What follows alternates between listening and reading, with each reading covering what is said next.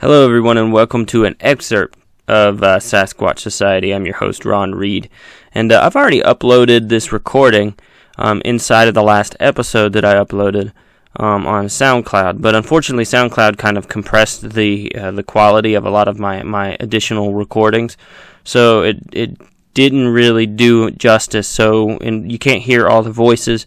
You can't hear all the sounds and some of the nature recordings and some of the knocks that I've observed.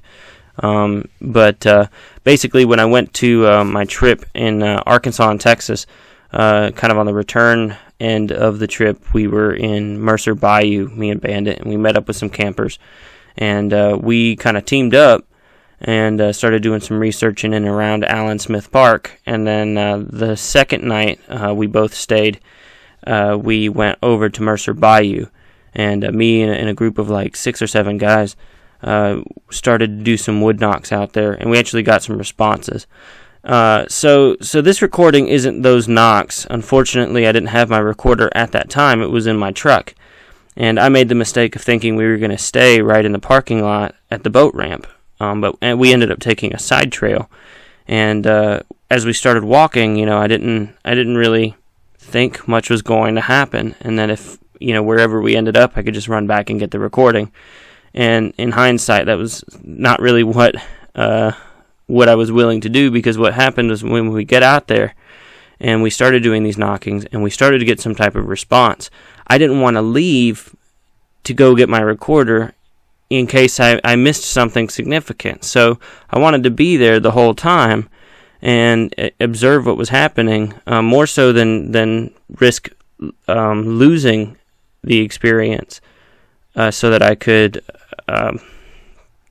capture some of it. So it was just kind of weird how it ended up happening. I thought we were going to be closer to the car so I could run and get my recorder, and then we immediately went off into the middle of the woods at the edge of the bayou. And then as soon as stuff started happening, I was unwilling to leave the location to go get the recorder. So what I did do is, in the very least, after we observed all of our sounds, we all got together and had an interview around a campfire back at Allen Smith, and we kind of discussed what was going on. So that's what I've got here, and it should be a better quality on YouTube than SoundCloud, so hopefully you can hear more of the voices and there's more clarity to what's going on and what happened. So I'm going to do this with a lot of the other sounds, probably with my knockings that I had in Caddo Lake and stuff, but just kind of re-uploading it on a more reliable format so that you guys could glean as much as you can from it. So without further ado, here's the recording of our interview at Allen Smith after witnessing some wood knocks at Mercer Bayou. All right, well, I guess I'm just gonna start recording, and it's gonna pick up general conversation. So anybody that wants to chime in, I guess. So we are at what is it? Allen Smith Park. Allen Smith Park, yep. Yeah, outside of Falk area, almost in Texarkana, not too far from it. We've all been here for 2 nights now, and we've been doing some squatching. So, you guys, what did we observe? Starting with last night, and some of the weird things, sounds we heard. Definitely heard some knocking, definitely. Some knocking. Authentic knocking. No, that's tonight. Last night it was... No, last night there was about 1 or 2 that we had heard. That was about it, though. But it was really far off. Yeah. Yeah, and when I don't know, I almost see like that could almost be like a bump in the road and right. something, a truck hitting something. Just a lot of rustling is pretty much what we've heard. Yeah. Not much of anything else. It was... There was a big splash at one point, a fairly decent one. Yeah. Could have been a bird or something like that, but that caught us. I mean, it caught our attention at least. We heard Nick And- getting really scared. We were on the dock and we was coming back, and we heard that big, almost like the breaking, the scuttling or something. Mm-hmm. And then both y'all had, within like 2 seconds of each other, you're like, "Did you hear that?" And the other one was like, "Stop." And we just stopped on there on that little brief little Yeah. moment, Right by the creek. right by that creek. Yeah. Right. Yeah, but I mean, to me, it wasn't much more than just normal sounds of the forest. Yeah. Tonight was a different story, though. Tonight was completely different, and we went to Sulphur Creek. The what's that access over there? Oh, the access to Mercer Bayou. Mercer Bayou. Yeah, that's I think it's Sulphur River Wildlife Sulphur River. Management That's Area. right. Yeah. But that's a big thing too. Like we went from here where you could hear the road, you can hear other people here, and then we went to a place that was much more secluded. More tonight, secluded. Right. Yeah. where you kind of take away some of that External. noise that could be this or noise that could be that, and it becomes we're kind of here in the quiet. Now what's gonna happen? Yeah, it's a 16,900 square foot Acre. or acre. Sorry, acre, yeah. not foot.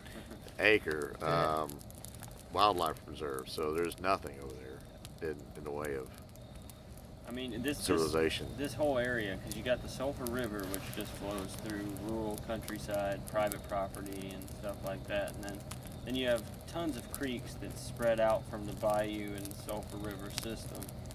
I mean, this watershed is very pronounced, and it's fortunate enough to be on one side of the road where we are now in the park. This is federal lands for resting waterfowl, and then right across the road, it's state-owned property for wildlife management. So I mean, it's kind of like the federal effort to preserve wildlife on one side, and then the state effort to preserve wildlife on the other. Right. It's a giant, just huge area for animals to kind of network and live in their respective habitats. So yeah, talk about tonight, because before we talk about our effort, I went in there today via the water. I kayaked back into that area there, and to the point where it's kind of like a channel that leads into the thick part of the bayou, the Mercer Bayou, kind of the heart of it. I only had a little bit of daylight left, and as I was going through, I was seeing various types of frogs bouncing on the shoreline there, and then or I guess not the shoreline, but the banks of the bayou, and then tons of little different lilies and water plants, and it was really a lot of different waterfowl that we didn't see on this side in Allen Smith Park. There were a lot of other different types of waterfowl out on the bayou. Noises that I haven't heard before. I've been in the Everglades, and I haven't heard some of these birds make sounds like the ones that were going off later this evening, and lots of tree frogs and stuff like that. I didn't really see any gators. I didn't really see any deer or any large animals, mammals, or anything like that. But definitely, there's a lot of biodiversity right off the water itself. Yeah, I came back with just a little bit of daylight. One other person was there. I guess there was one truck there at one point, and then as I was leaving, another truck pulled up, and then that one truck that pulled up was still there when we rolled in. But yeah, you guys go ahead and talk about what we did when we got there. About what? An hour and a half, 2 hours ago. Right. Well, I mean, we pulled up and took the path. There's a partial path that's right by the sign for the boat ramp leading out from the woods. Actually, it goes into a dried up creek bed, and we kind of traveled down that for a little ways. So we got to a clearing. How far in do you think we were? Probably about a quarter mile or something like that. I mean, 150 yards. I would say point two, 100. more than 0.3. Yeah, about a quarter mile or so in there. And nice clearing though, but I mean it was definitely secluded. There wasn't anything. Of course, we're on one bank side of the river, and we found a nice solid tree. Of course, we turned off all of our lights and found a nice solid tree to proceed with our Louisville slugging by way of Nick. I started out. Oh, and Logan. Nick and Logan, they're the two sluggers that we have. I was the first one. Okay, slugger. Hold on. Didn't have a lot to begin with. Took a little while, but just quiet and persistence. And all of a sudden we heard some return knocking on the other side of the river. Pretty good distance away, it sounded like. Yeah. And that was probably 15 minutes after we started. Yeah, about 15 minutes after we started. Maybe a little longer. Then we continued on, spacing out our knocks. And actually, a couple of them, you guys pushed over trees. Just to get a little extra sound going there. Yeah. Then we heard more response knocks closer, and actually it was kind of getting in a semicircle arch coming around us. So it started off to our farther back and across the riverway and to the left of us, and then the next knock was more of straight on in front of us and closer. Still, you could tell it was on the other side of the river. And we heard, I don't know, what about 5 knocks or 6 knocks at that point during that whole span. And then we heard some splashing, definite splashing in the river. Something was coming across, I'm not sure what it was. So we proceeded to continue to knock, and we pushed over another tree. I think at that point, didn't we? Shook some bushes. And then we're down below a ridge, kind of. So it ridges up, and then you got the. We're in the flat. We're in the flat land on the other side of the ridge, and we heard pretty good rustling. I mean, on the opposite side of that ridge. And I mean, whatever it was definitely closer. Not sure what it was. This but side of the water. On this side of the water. And then the next thing we know, there was, however, a boat that was out in the water area at some point. We could never hear its motor, but around the same time that we heard that rustling on our side, the boat, I guess, approached its launch, going back to load back up to the vehicle. And at that point, whatever was there stopped its motions, and of course we had to wait for the boat to load up. From what we could hear of it, of course we couldn't see it because we're on the other side of the ridge, but we had to wait for that boat to load up and leave. So we waited, did some more knocking at that point, waited, didn't hear much of anything, and then did, I guess, another 15 minutes passed, and we did more knocking, and then we heard again return knocks, but now it was on our side, and it was definitely farther down to the right of us. So it'd gone from the left of us, far away, across the river, to square on with us closer across the river, and then the last set of knocks was definitely across the river with us. It was on our side of the river, and it was to the right of us. So whatever it was continued on, I guess, after the boat hand came through, got scared or agitated or whatever, and continued to go deeper and deeper into the woods.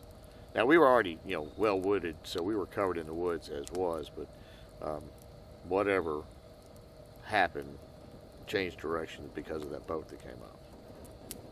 Yeah. All I can say is there was definite knocking going on. It was not something just random, because we've been out here and we haven't heard any knocking whatsoever. We've been knocking on trees for a long, tonight or last night, and even some part of tonight, and didn't hear anything.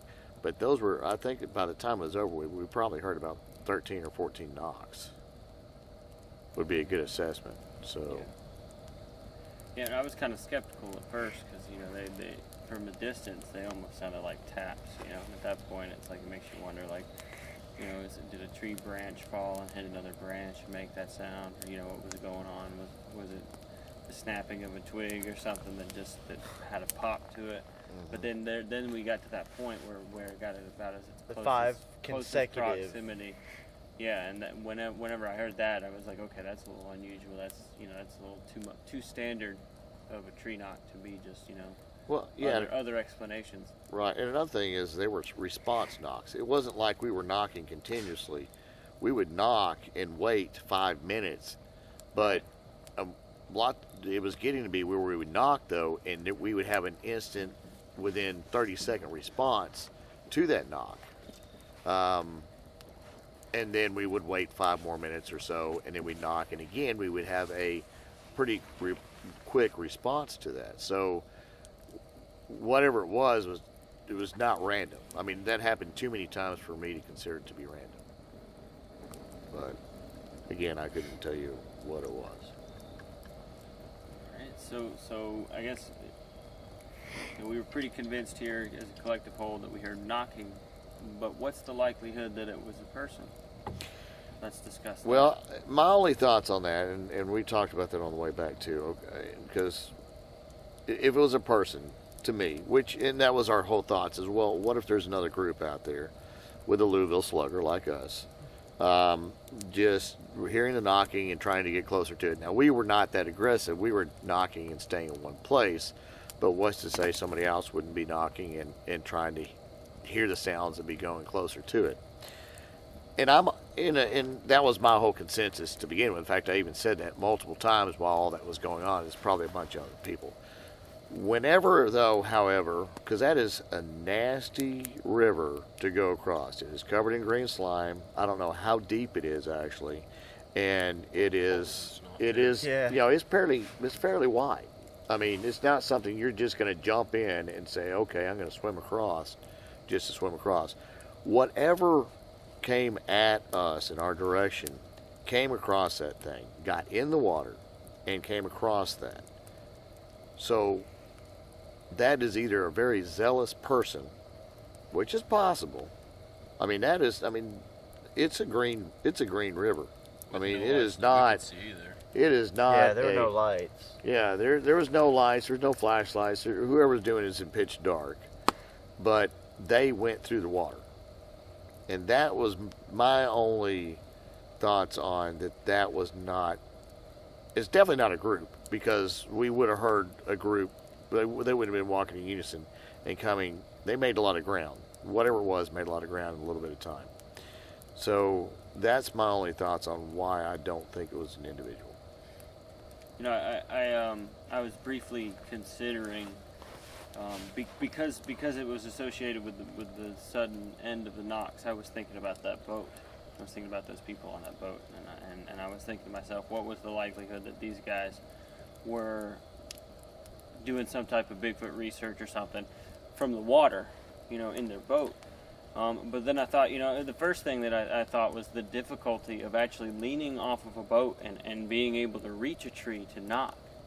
Yeah, but you got to remember. The second part is when they came back, we continued to knock, and they ignored us. Right. So they weren't aware of what was going on. They weren't alert to what the sounds around them.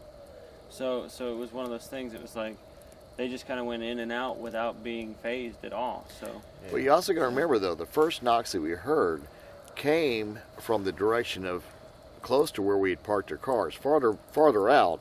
But the boat where it came from was, the first knocks came from our where we're standing at to our left-hand side. That boat was farther in on the right-hand side. So there's no way that boat could have been making those knocks, because it's in a completely different area. And again, those knocks completed, and when that boat loaded up, when we did our last group of knocks, we got the response knocks farther down to our right, and the boat was already loaded up on the left and headed out. So that, to me, that kind of takes out the boat having anything to do with it. Yeah, unusual stuff. Now you guys went down to Falk today and checked out the Monster Mart and stuff too, right? Right. So what's your general impressions? You've been out here to Falk, and some of you have been here more than once. What's your impressions of the place in its whole, and how do you feel about the concept of a monster or more scientifically an undiscovered primate, living out here? What do you think the odds are? How do you look at it? I bet there is. I mean, just from the experiences that we had,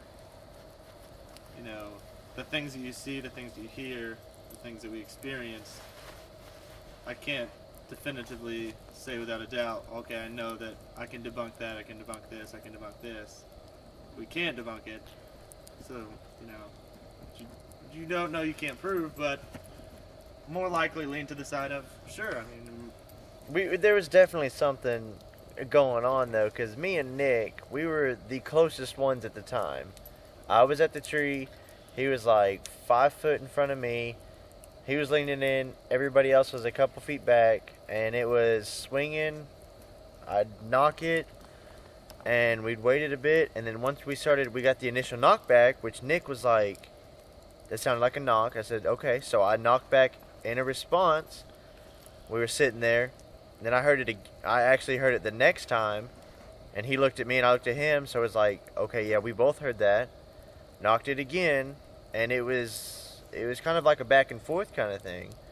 And then we also heard the splashing, I guess better than some other people. So I was like, that sounded like a pretty big splash. And then it was nothing for a while, and then it was another splash, so like something entering and then something getting out of the river there, and there was no knockbacks in between there. So if you're swimming, you're not going to be knocking on wood. So at that point, I assumed that it was on the side next to us. And once after that second splash, we heard a lot more stuff breaking around us. We heard a lot more just walking, the crackling of leaves and stuff, just as a normal person would walk. And it just got more intense after that, in terms of knocking, getting the knocks back, hearing something moving to the left of us, circling around where we were to get to the right, and just move on it the way that it did. It was just crazy. And then whenever freaking Bandit started growling there at the end, I got a little scared for a minute, because he was fine the whole trip. Until we heard him get on the other side of the river with us, got him closer to where we were, and he started growling like he did. Well, I wonder if that was because he saw the lights of that boat coming around the corner. And see, I thought that too, because whenever I saw the lights, I was like, oh, there's other people out there. And then he was growling a bit more, but then... He did seem to focus back on that area, though. Yeah, right? I guess, that is true. He did. But the fact of the matter is the rustling and stuff we heard was, again, the boat had already passed that area. Right. So, I definitely know, I agree, Bandit was probably barking or growling at the people loading the boat up. Although we couldn't see him, we were far enough away we couldn't see him. He was hearing that, right? He could hear it, and hear the winch and stuff like that. But the breaking of the leaves and the tree limbs and whatever else was definitely right in front of us, and the boat was way over behind to the us. left, to the left. Breaking the limbs was in front, and the boat docking up was behind us. I do recall him barking at the boat, but then once they took off, they took off. Yeah, I was about to say. He did kind of look over. They took off, and he was still standing there looking. Yeah, very intently.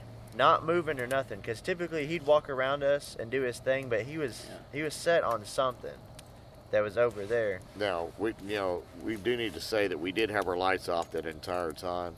We did have a couple pairs of night vision goggles, though, and that's why we could see what the dog was looking at, which direction they were looking at. But we did keep it pitch dark in order to, I don't know, maybe make a better effort, I guess you'd say. Yeah.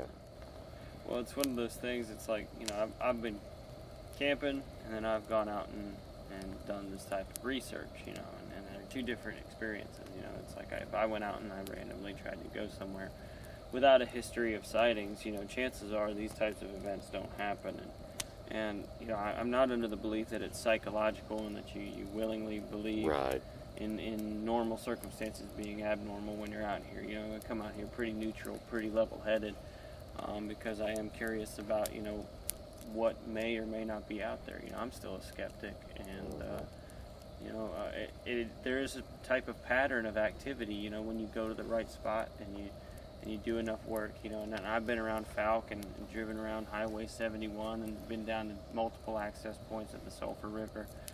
And I mean, this is by no means like, you know, the first area I've investigated, you know, in this area with Bigfoot reports. You know, this is but something about Mercer Bayou.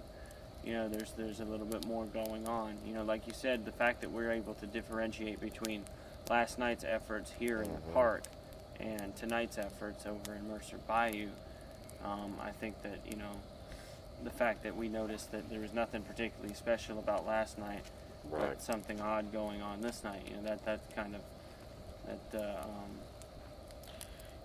there is a difference, you know. Definitely a difference. It wasn't just a minor difference either. It was, to me, I'm very skeptical about all that stuff too. But I mean, like I said, I'm not saying it was or not, you know, the Boggy Creek Monster or anything of accordance, but whatever it was not normal.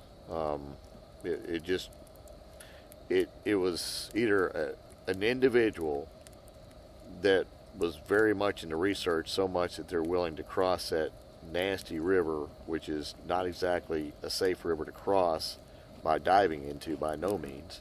Yeah. But on top of that, they're super gutsy. Like, if it was a Bigfoot, like, I was. Why would they 5 be feet kind of ahead of him, one-on-one? and Right. He was hitting the tree, and I was like, you know what? I don't want to be this Nick, ahead of everyone Nick else. stepped back to where I'm gonna step back to the way the whole group. Yeah, I was right. the leader. Yeah, I was the leader at that point. You know, And then once we started hearing the more of the rustling, I even started to get uneasy. The whole time I was calm, level-headed. Hey, we're out here knocking. Oh, cool, we've got some knockbacks. Once it got to where I felt that it was within like 75 feet, 50 feet of where we were, I started getting a little uneasy because it was hard to see. I'd say we all did. Yeah, it really like shot. It went from like So, 0 to an 90. individual that was like, you know, I'm gonna go out researching, and I'm gonna go out researching. I hear something, I'm gonna go find whatever that is. Like, Yeah. by yourself, you're a gutsy dude. Congratulations to you. Yeah. Very gutsy. But all I can say is it was not an animal doing this. I mean, whatever it was, Couldn't have been. was intelligent response. Let me just put it to you that way. Yeah. Whatever it was did intelligent response and was analytical on where it was going. It was not animals, by no means. Now, was it some weird individual? I don't know. We won't know that. All I do know that is that it did get spooked by the boat, and it continued on its path farther and farther into the reserve. But it still responded to us later on, after the fact, farther down in the reserves. So, I mean, that's about all I can put to it. So, I mean, it wasn't typical. Let me just put it that way. It's frustrating because, you know, it's like we go into an area with a sightings history, and we unearth a little bit of unusual behavior of some unidentifiable source. And, I mean, in essence, I mean, does it prove anything? You know, and this is all our claims. This is all, you know, I didn't record this particular event. But, I mean, we all witnessed something here. You know, we don't have a good explanation of what it was, but, I mean, it's one of these things that it's in the very least, it's interesting enough to go out and do it again, you know, to give it an effort. And I think that's something a lot of people don't understand, is when you come out here and you do hear these types of responses when it's a quiet, otherwise normal night, and then you start doing something abnormal, and then something out in the wilderness responds with the same type of behavior. Yeah. I mean, that definitely gets you asking questions. I mean, is it a Bigfoot? I mean, based off of what other people say, you know, and the claims that they make in association with Bigfoot and these knocking sounds, you know, I think it's safe to maybe lean towards that assumption, but then at the same time, I mean, it's like we might find out that there's a totally different phenomenon, that these knocking sounds are completely unrelated. It's just an aspect of some natural sound production that we don't understand, you know. But I mean, that's pretty stretching it based on the distance on when it came closer and closer and closer, but it also changed positions. Yeah. So, yes, I agree. There's always a possibility out there for whatever. Again, I'm not leaning. I mean, I'm leaning more towards it. There's definitely something out there. I just couldn't verify or even say that yes, that's what it was. It's frustrating because you can't really put a name on it, you know. Although I do wish we recorded it. I mean, I do wish. You know, honestly, I mean, these were kind of, a lot of them were distant. I don't even know if the recorder would have picked it up. You know, the ones that I had at Caddo were they were probably about a similar distance from the closest proximity, but then they were also like, I think it was that much more. I mean, the different types of wood, you know, might have had a better tree to hit on. A lot of those trees back in the bayou there, they're not like full oak and cedar trees. You know, right. Yeah, too. Like I was walking, like as we were walking out, I was just hitting trees randomly just to see, you know, if we could get anything. And I would hit a tree and nothing, no sound at all, like because it was a dead tree. So. But so we got one more night out here to keep our eyes and ears open. But yeah, it's getting late, so I'll probably sleep through whatever stomps through camp. But thanks for coming out with me, guys, and checking out the bayou and the surrounding area, and you know, keep searching. Anything anybody want to say before we cut the recording off and call it a night? Bigfoot's real. Did you hear that? Yeah. Yeah. Some big splash in the water. Bandit, hey, you're all right. Hey, come here. See possible Bigfoot experience. Yeah, I mean, right there. Yeah. Something not making them happy. Might have been that launch over there. No, that's far away. That sound came from over here, though. Closer.